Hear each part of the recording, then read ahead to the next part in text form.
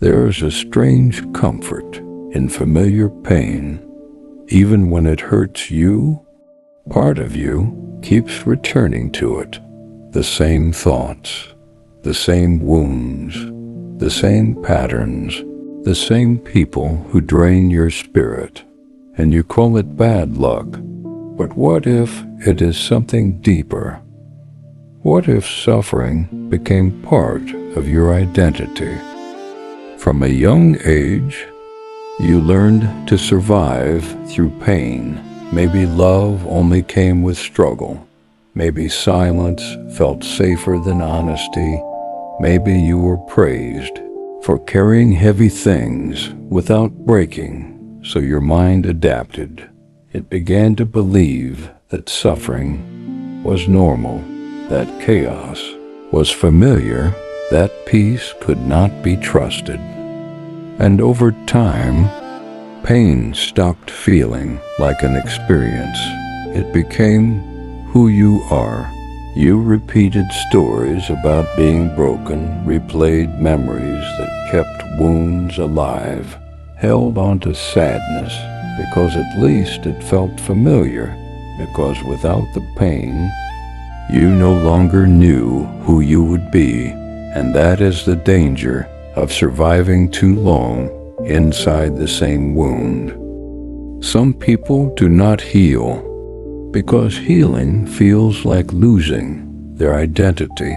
If suffering has shaped your life for years, peace can feel empty, uncomfortable, even frightening, because healing asks you to release the version of yourself built from pain, and the ego will resist that. It would rather suffer in what is familiar than step into the unknown. That is why people return to toxic relationships, why they sabotage new beginnings, why they recreate the same emotional cycles again and again and again, not because they enjoy pain, but because the nervous system becomes attached to what it recognizes, even if it destroys them.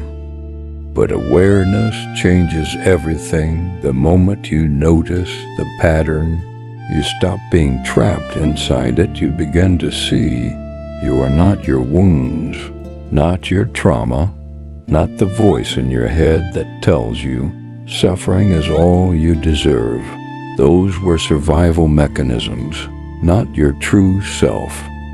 Healing begins when you stop romanticizing pain, when you stop building your identity around suffering, when you stop saying, "This is just who I am," because it isn't. It is only who you became to survive. And maybe the hardest part of healing is accepting that life can become peaceful without feeling empty, that love does not need chaos, that stillness is not weakness, that joy does not need permission. You were never meant to spend your whole life reopening the same wound. There is a self beneath the pain, quiet, whole, waiting for you to finally let go of the story that suffering is all you are.